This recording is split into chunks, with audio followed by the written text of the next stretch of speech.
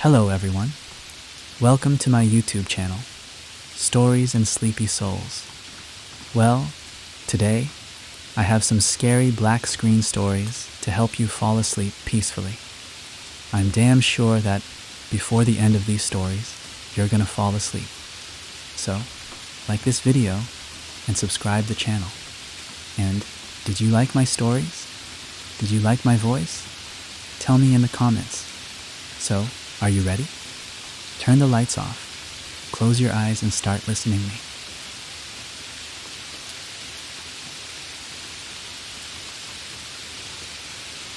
When I was newly single after my 2-year relationship ended, I was back to living alone again and back to swiping on Tinder. In all those apps, I had been single for a few months already, and I had met a few people in that time. During that time, I matched a girl on Tinder named Tracy, and she gave me her Snapchat, but it quickly fizzled out to her, just watching my stories and not really communicating.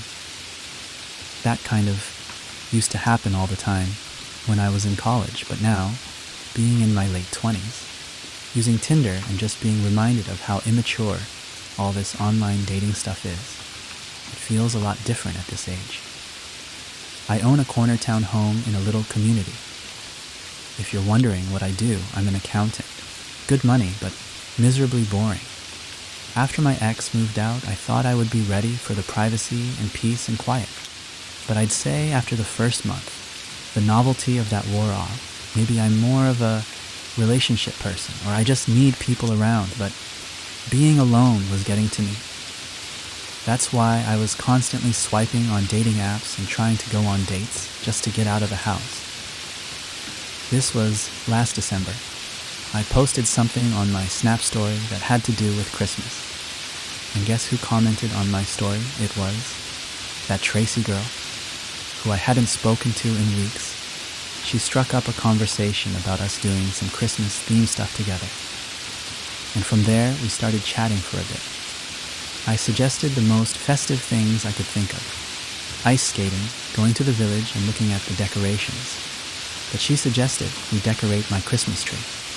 Firstly, I did have a fake tree, but it was up in the attic. So I told her I didn't have it up yet because it's kind of a 2-person job getting it out of the attic. She said she'd gladly come over and help. So I figured, why not? I told her to come over around 900 that night. It was already dark at that point when we made the plan now.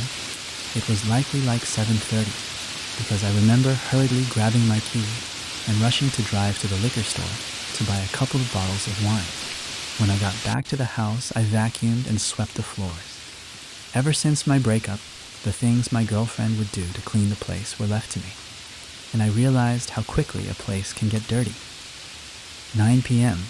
rolled around, and I was low-key sitting upright on the couch with the TV on, pretending like I was just chilling in the living room watching a movie already. Meanwhile, I had set everything up to be cozy and relaxing. But I sat there for a while waiting on her to message me. Or for the doorbell, I sent a follow-up saying, "Let me know when you are on your way," and I eventually started to think she was flaking. Until finally around 9:30, when she said she's outside. She came inside, and I was shocked to find that I was looking up at her. She was a couple inches taller than me. I'm 5'10", so she had to be at least 6 tall. I also immediately picked up on the fact that she smelt like she was drenched in perfect perfume. We went straight to the couch and sat down, and she sat really, really close to me, like our legs were touching. This is where I started to get confused in how exactly I was feeling. She looked a bit older, maybe a little rougher.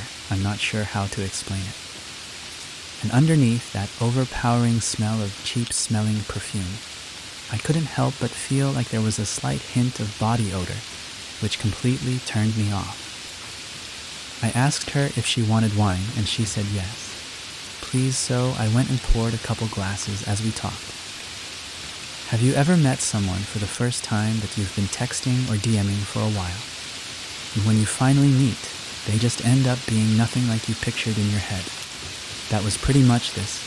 Something about her felt off. like she lacks certain social cues. I handed her a glass of Nero, and we cheers each other. You not? She almost immediately spilled a huge drop of red wine on my light blue couch. I composed myself, but I wanted to scream. I said, "It's okay," as I ran to the kitchen to get a damp paper towel and sponge. I ran back to the couch and blotted it as quickly as I could before it would settle. She kept apologizing, and I kept saying it was okay. After this, it got a little more tense, and to break the tension, I suggested I get the tree out of the attic. So I went up to the attic, slid over the giant box with all the tree parts in it, and started handing her down the pieces one by one, each piece getting bigger until we got to the biggest part, the part that I wouldn't be able to handle going down the ladder on my own. She grabbed it with ease. I had to remember this girl's size. Once everything was handed down, I went back down, and we assembled the tree in the living room, with Christmas music playing. I poured her more wine, and I drank more myself. I loosened up a bit more. Wine makes any situation feel better. Once we had the tree set up, next was the ornaments. I told her my ornaments were all in the crawl space. These ornaments were all from my childhood. My parents gave me bins and bins of Christmas decorations. So I went down to the crawl space and one by one started taking out the bins, while I left Tracy in the living room to relax. As I was doing all of this, I started feeling woozy, like the wine was getting to my head. I've never been a heavy drinker, so I do have a low tolerance, but I felt like I hadn't drank that much to feel this way. I grabbed the first bin and started lugging it up the stairs. By the time I got to the top, Tracy wasn't anywhere in sight. I assumed she was in the bathroom at first and called her name. I looked around each room and then saw that the bathroom was empty. I scratched my head in confusion as I kept calling her name. I went to message her on Snap, but she never opened the Snap. I checked the 2 bedrooms too, but she was gone. I couldn't believe this. She snuck out on me. This was when I started wondering if she thought I was ugly or weird or something, though truthfully I wasn't even really into her. Either I crashed onto the couch, which suddenly felt a lot more comfortable than before, and honestly, as far as I remember, I periodically checked my phone to see if she opened my Snap and just watch whatever was on TV, until my memory just faded to black. I swear everything just went black. And then I woke up in darkness. No lights, no TV on. I looked around in the dark room and I knew I was hearing things. I felt like I was still on the couch, and I felt weak. My limbs were hard to move, but I managed to find my phone right under me within seconds, and I checked the time. The second the phone screen lit up, I saw it even though the light was facing toward me. That glow from my phone screen with the brightness all the way up revealed the outline of a tall person's silhouette standing in front of me. For some reason, I didn't scream. I just put the phone down, bringing the room back to darkness. I finally opened my mouth to say Tracy, hoping it was her, but still not in that moment, remembering what had happened earlier. Whoever was standing there didn't answer me. I eventually picked my phone back up and turned on the flashlight, and I saw that it was, in fact, Tracy standing in front of me. She wasn't moving. She was just looking down at me. I felt locked to the couch. I don't know if it was because of pure fear or the effects of whatever she had obviously laced me with. I genuinely was having a hard time moving my limbs. I felt weak and helpless. All I could manage to say was, Tracy. A couple more times she turned towards the stairs, and again I swear she sprinted toward them.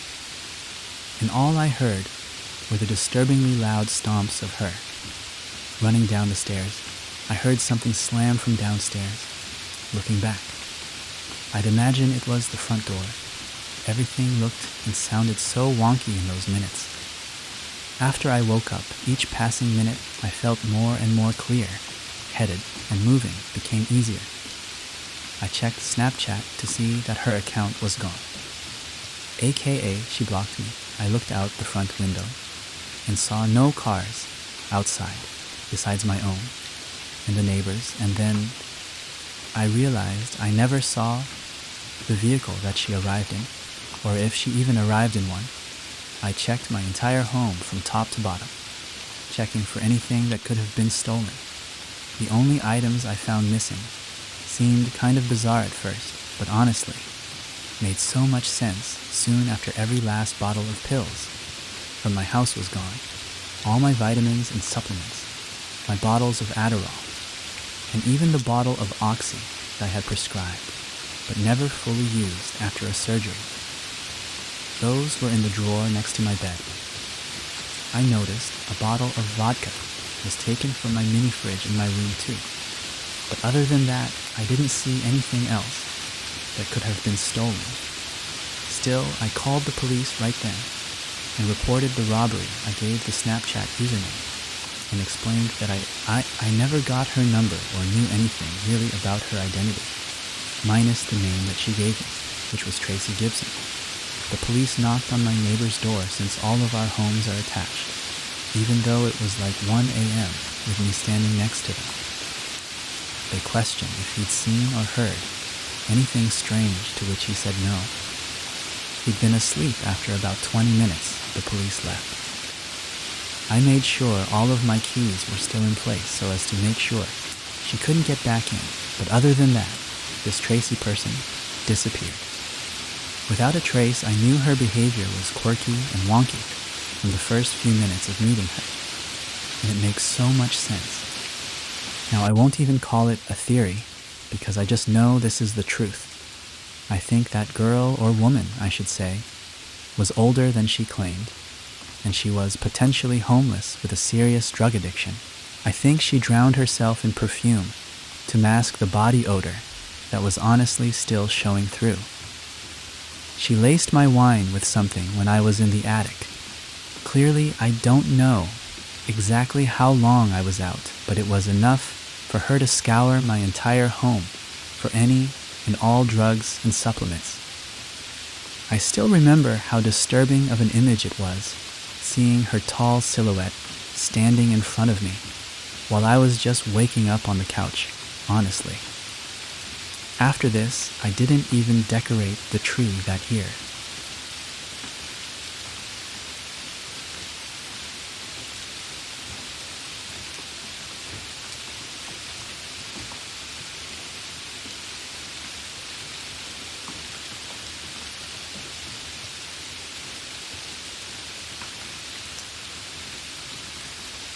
Today, I wasn't very social in college. I didn't get good grades. I wasn't in a frat. I didn't have a girlfriend. And I wasn't very involved in anything. I wasn't a very happy kid. I'm not complaining though. I found a loyal girl who would never stop fighting for me in my late 30s. My life is good. Now we live together with 2 cats named Blue and Raz. And I'm planning on proposing soon. Like I was saying though, I wasn't in a frat, so generic frat parties were kind of off the table for me. I still wanted to have fun though. I mean, who wouldn't, my friends? Brian and Ian were in the same boat. We spent most weekends killing time in Bryson's dorm. That being said we took every chance we got when it came to parties. Most of the parties we were lucky enough to go to were off campus, meaning they weren't associated with any of the frats or the school itself. One time, we actually drove over an hour just to go to a party. It's safe to say we were pretty desperate. One Friday afternoon, Ian texted the group chat saying the girl he was talking to knew of a party. Not that far away, I intended to attract the strangest girls. I'm sure you know the ones I'm talking about. Bryson joked that he didn't want to go to some death metal, emo anime party, which I kind of agreed with. Ian was pretty adamant though, and convinced us that this would be a normal party. It's not like we had anything better going on. Bryson convinced his brother Chris to be our designated driver. Chris didn't drink anyway and said he'd be down for a party, so everything was looking good. As we were driving to the party, Ian started complaining about the girl he was talking to. He said she hadn't answered him in hours, which honestly wasn't too surprising. Considering being the kind of guy Ian was, he was actually pretty torn, and said he was having second thoughts about even going, which seemed like an overreaction. We were already 30 minutes deep, so we weren't just going to go turn around and go home. We told him to suck it up and not let it ruin the night. After a few more minutes, Ian said Callista's profile disappeared from his phone altogether. We broke it to him that he had been blocked, and she probably decided to go to the party with someone else. He pouted for the rest of the drive when we reached the party. We instantly knew we'd made the right choice. The house was massive, especially compared to the rest of the houses on the block. Ian didn't want to go in just yet, saying he needed a buzz to take his mind off the situation. Bryson and I didn't object to drinking, so we told Chris to park a little further down the street so we could pre-game outside the car.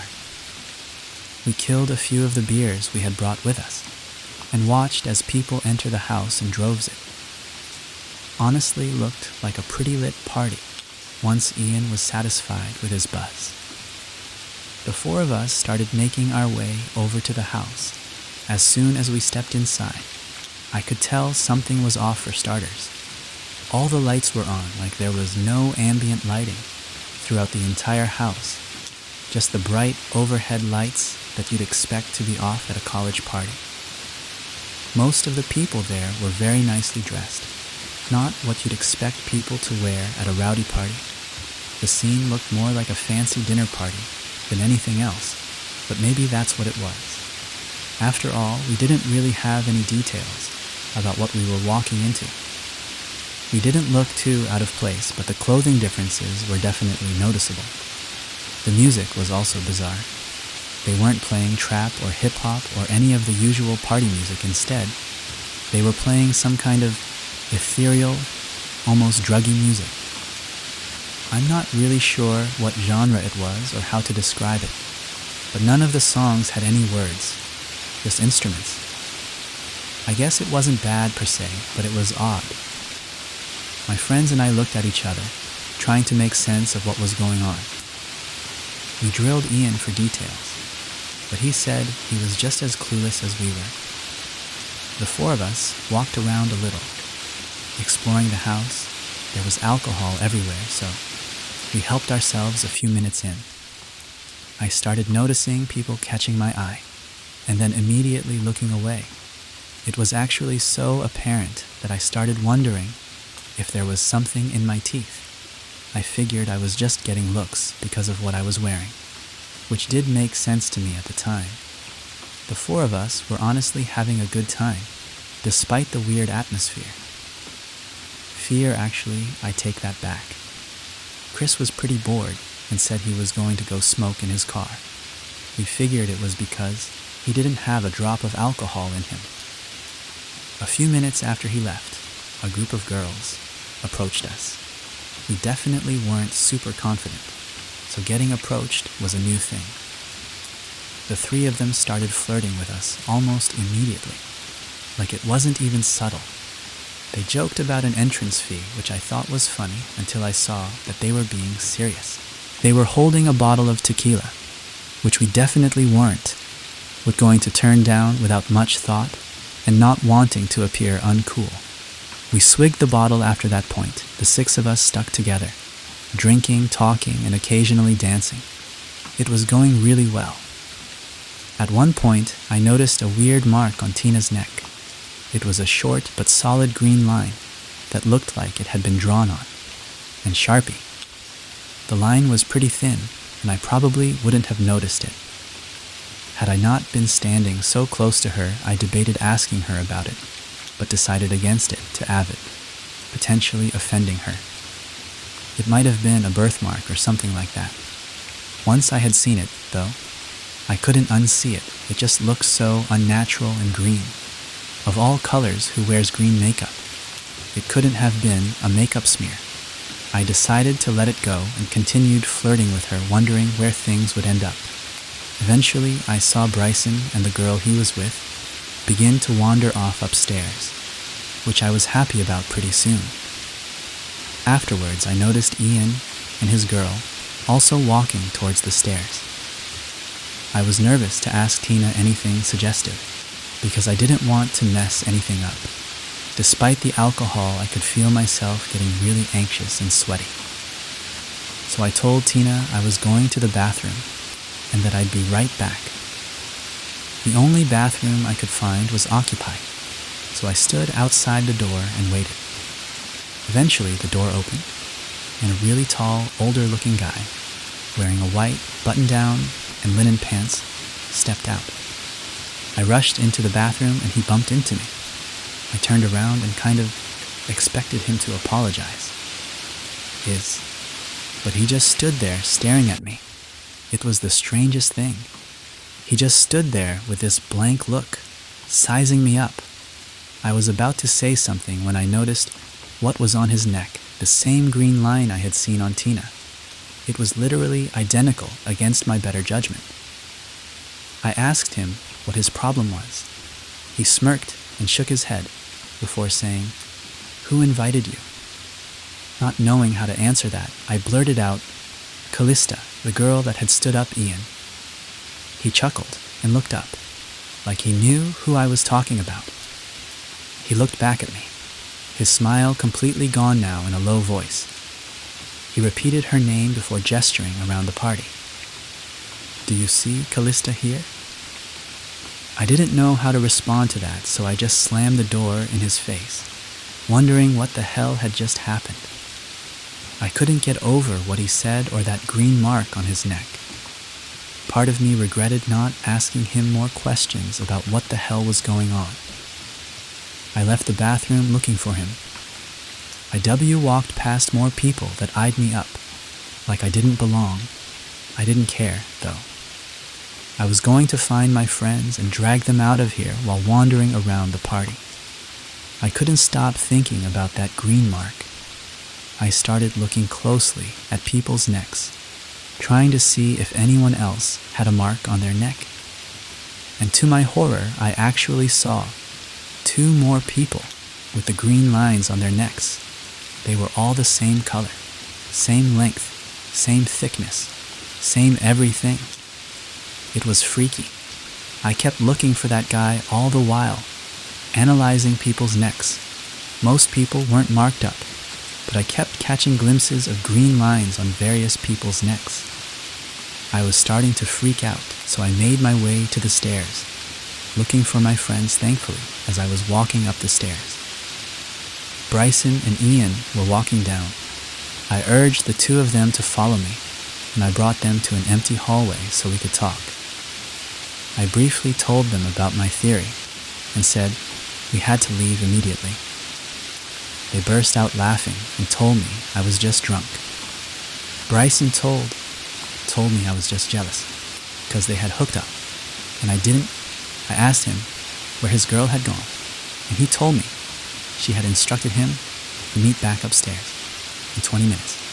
Ian said his girl told him the same thing. There was no reasoning with these 2. They were riding the high of a hookup. I told them to follow me, and that I'd prove that people had strange marks on their necks, but they weren't budging. Just when I was about to give up, Ian turned to the side. What I saw was actually terrifying. There was a thin line on his neck, only this one was red, not green. I practically screamed at him, which actually got them to listen to me. I then inspected Bryson's neck, and there was a red mark on his too. Ian told me to relax, and that it was probably just a makeup stain. But Bryson started to believe me.